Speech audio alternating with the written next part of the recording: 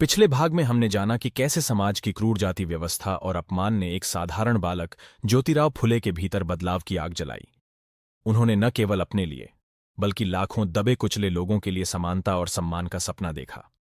उनका बचपन भेदभाव, तिरस्कार और अन्याय के बीच बीता, लेकिन उसी में क्रांति के बीज भी बोए गए।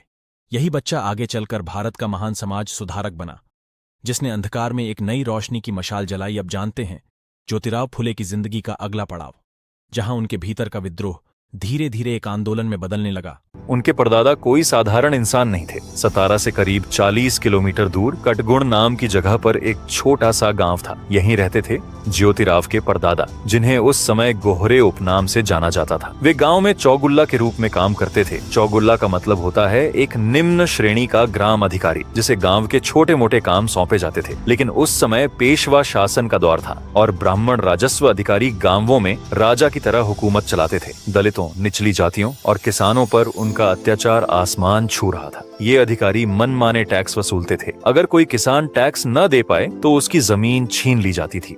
दलितों को तो इंसान ही नहीं समझा जाता था। उनके घर लूटे जाते थे, उनकी औरतों के साथ बदसलूकी की जाती थी और उनके बच्चों को गुलामी की जिंदगी जीने के लिए मजबूर किया जाता था। ज्योतिराव के परदादा ने यह सब अपनी आंखों से देखा। उनका खून खौल उठा। लेकिन उस समय निचली जाति की आवाज सुनने वाला कोई नहीं था, न कोई हाकिम, न कोई अदालत। फिर क्या था? उनके परदादा ने फैसला कर लिया कि अगर न्याय नहीं मिलेगा तो वे खुद न्याय करेंगे। एक दिन जब अत्याचार की हद हो गई तो उन्होंने उन ब्राह्मण राजस्व अधिकारियों के खिलाफ खुला विद्रोह कर दिया। कहते हैं उन्होंने उन जुल्मी अधिकारियों की जान तक ले ली। लेकिन यह बगावत आसान नहीं थी। अपनी और अपने परिवार की जान बचाने के लिए उन्हें गांव छोड़कर भागना पड़ा। अपने 3 बेटों को लेकर वे पुणे के पास खानवाड़ी गांव में आ गए। यहाँ उनके पास न पैसा था न कोई ठिकाना, लेकिन किस्मत ने उनका साथ दिया। खानवाड़ी में एक फूल वाले ने उनके परदादा के 3 बेटों को अपने पास काम पर रख लिया। उसने उन्हें फूल उगाने, मालाएं बनाने और बगीचों को सजाने का हुनर सिखाया। ये भाई इस कला में इतने माहिर हो गए कि उनका नाम पूरे इलाके में फैलने लगा। यहाँ तक कि पेशवा बाजीराव द्वितीय के शाही दरबार में भी उनके बनाए फूलों की मालाएं और सजावट पहुँचने लगी।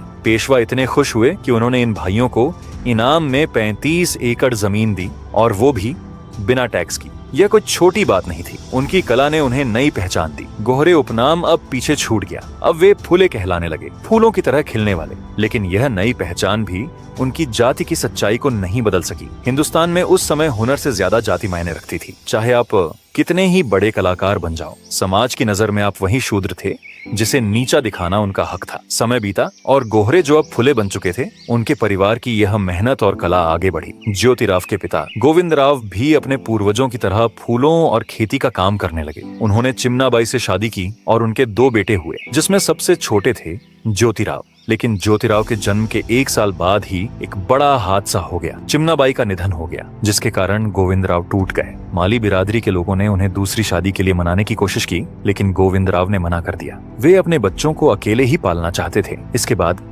सगुणाबाई क्षीरसागर ने ज्योतिराव और उनके भाई की परवरिश की। सगुणाबाई ने माँ की तरह दोनों बच्चों को प्यार दिया, लेकिन समाज का भेदभाव उनके पीछे पड़ा रहा। गोविंदराव दिन रात मेहनत करते, बाजार में फूल और सब्जियां बेचते, लेकिन उन्हें वो सम्मान कभी नहीं मिला जो ऊंची जातियों को मिलता था। ज्योतिराव, जो अब धीरे धीरे बड़ा हो रहा था, ये सब देखता था। उसके छोटे से दिल में सवाल उठने लगे, क्यों मेरे पिता को ताने सुनने पड़ते हैं? क्यों हमें नीची नजरों से देखा जाता है? उस समय दलितों और निचली जातियों का जीवन नर्क से कम नहीं था। गांव के बाहर टूटी फूटी झोपड़ियों में रहना उनका नसीब था। अगर कोई दलित गलती से भी ऊंची जाति के रास्ते में आ जाए तो उसे लाठियों से पीटा जाता था। उनके बच्चों को स्कूल के पास भी नहीं भटकने दिया जाता। अगर कोई पढ़ने की जिद करता तो उसकी किताबें छीन ली जाती थीं, या फिर उसका हाथ तोड़ दिया जाता था। औरतों का हाल और बुरा था। उन्हें न सिर्फ घर में बल्कि बाहर भी अपमान सहना पड़ता था। दलित औरतों को तो कई बार जानवरों से भी बदतर समझा जाता था। शिक्षा तो सिर्फ ब्राह्मणों और ऊंची जातियों के लिए थी। पुणे के मराठी पंडित अपने घरों में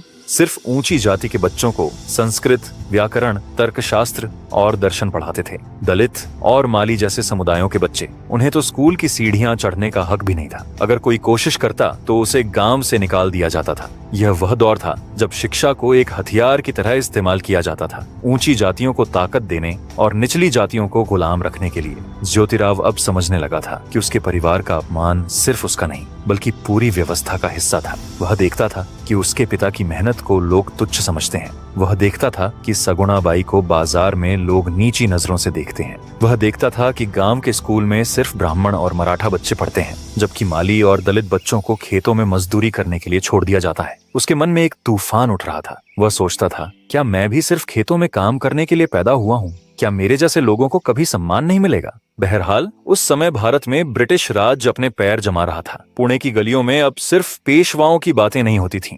ब्रिटिश ईसाई मिशनरियों ने शहर में कई अंग्रेजी स्कूल खोल दिए थे।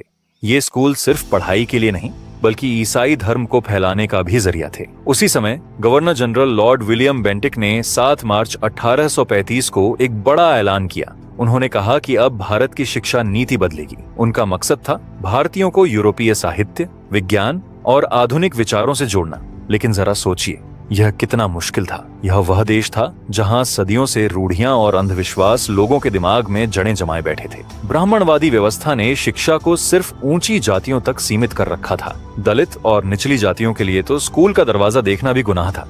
ऐसे में ब्रिटिशों का यह कदम एक नई हवा लेकर आया, लेकिन इस हवा को तूफान बनने में अब भी वक्त था। इस बदलते माहौल में ज्योतिराव अब 7-8 साल के हो चुके थे। उनके पिता गोविंदराव मेहनती और दूरदर्शी इंसान थे। वे चाहते थे कि उनका बेटा पढ़ लिख कर कुछ बने। उन्होंने ज्योतिराव को पुणे के एक मिशनरी स्कूल में दाखिल करवाया। इस स्कूल में मराठी, सामान्य ज्ञान और हिसाब किताब सिखाया जाता था। गोविंदराव को उम्मीद थी कि उनका बेटा पढ़ाई करेगा और परिवार का नाम रोशन करेगा।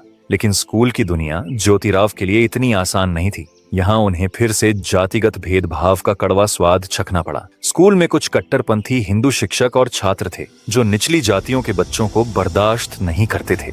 ब्राह्मणवादी मानसिकता ने स्कूल को भी अपनी गिरफ्त में ले रखा था। ज्योतिराव को ताने सुनने पड़ते थे, जैसे कि माली का बेटा यहाँ क्या करने आया, शूद्र को पढ़ने का हक नहीं। कुछ शिक्षक तो खुलेआम कहते कि निचली जाति के बच्चे स्कूल में रहेंगे तो स्कूल अपवित्र हो जाएगा। ये ताने ज्योतिराव के छोटे से दिल को चोट पहुंचाते थे। वह देखता था कि ब्राह्मण और मराठा बच्चे आराम से पढ़ते हैं, जबकि उसे और उसके जैसे बच्चों को हर कदम पर नीचा दिखाया जाता है। आखिरकार यह भेदभाव इतना बढ़ गया कि ज्योतिराव की पढ़ाई बीच में ही रुक गई। कट्टरपंथी ताकतों ने उन्हें स्कूल से बाहर करवा दिया। यह पहला मौका था जब ज्योतिराव ने समाज की सच्चाई को इतने करीब से देखा।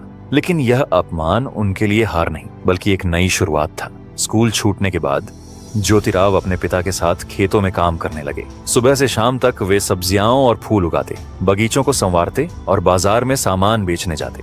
लेकिन उनके दिल में पढ़ाई की ललक अभी भी जिंदा थी। सगुणाबाई, जिन्होंने ज्योतिराव को माँ की तरह पाला था, उसने उनकी इस भूख को देखा। उन्होंने घर पर ही ज्योतिराव को पढ़ने में मदद की। दिन में खेतों में पसीना बहाने के बाद रात को ज्योतिराव दिए की रोशनी में किताबें खोलकर बैठ जाते। उनकी मेहनत और जिज्ञासा देखकर गांव के कुछ लोग हैरान थे। ज्योतिराव की बातें अब सिर्फ बच्चे की बातें नहीं थीं। वह तर्क करता था, सवाल पूछता था और उसकी सूझबूझ लोगों को प्रभावित करने लगी। गांव वाले कहते, इस माली के बेटे में कुछ तो बात है। लेकिन समाज की जंजीरें अभी भी उनकी राह में थीं। समय बीता और अब ज्योतिराव 14 साल के हो गए। उस समय गांव की परंपरा थी कि कम उम्र में शादी हो जाए। ज्योतिराव का विवाह सावित्रीबाई से हो गया, जो उस समय सिर्फ 8 साल की थी। यह शादी सिर्फ 2 लोगों का मिलन नहीं थी, बल्कि एक ऐसी जोड़ी की शुरुआत थी जो आगे चलकर समाज में क्रांति लाने वाली थी। लेकिन अब भी ज्योतिराव के लिए सबसे बड़ा जुनून उनकी पढ़ाई थी। दिन में वे खेतों में हल चलाते और रात में दिए की लौ में किताबों के पन्ने पलटते। इसी दौरान ज्योतिराव की मुलाकात 2 ऐसे लोगों से हुई जिन्होंने उनकी जिंदगी को नई दिशा दी। एक थे उनके पड़ोसी गफ्फार बेग, जो उर्दू और फारसी के जानकार थे। दूसरे थे पादरी लेजिट, जो मिशनरी स्कूल से जुड़े थे।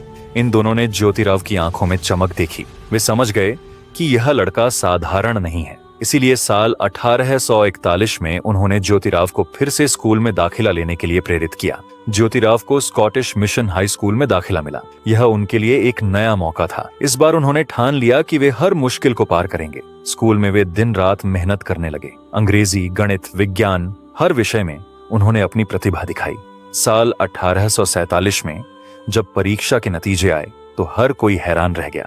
20 साल के ज्योतिराव ने 7वीं कक्षा की पढ़ाई पूरी कर ली थी, और वो भी टॉप करके। यह उस समय की अंग्रेजी स्कूल की ग्रेजुएट डिग्री थी। एक माली का बेटा जिसे कभी स्कूल से निकाल दिया गया था, अब सबके लिए मिसाल बन गया था। पढ़ाई पूरी होने के बाद ज्योतिराव की आंखें अब सवालों से भरी थीं। स्कूल में उन्होंने ईसाई धर्म और इस्लाम के बारे में पढ़ा। उन्होंने देखा कि बाइबल और कुरान को कोई भी पढ़ सकता है। फिर हिंदू धर्म में ऐसा क्यों नहीं? वेद, मनुस्मृति और पुराण, इन ग्रंथों को निचली जातियों से क्यों दूर रखा गया? ब्राह्मणों ने इन पर पहरा क्यों बिठा रखा था? ये सवाल उनके मन में तीर की तरह चुभने लगे। लेकिन आगे क्या हुआ वह देखने के लिए जुड़े रहिए हमारे चैनल के साथ, और चैनल पर नए हैं तो प्लीज चैनल को सब्सक्राइब जरूर से कर दीजिएगा। अगला पार्ट हम जल्दी ही लेकर आएंगे।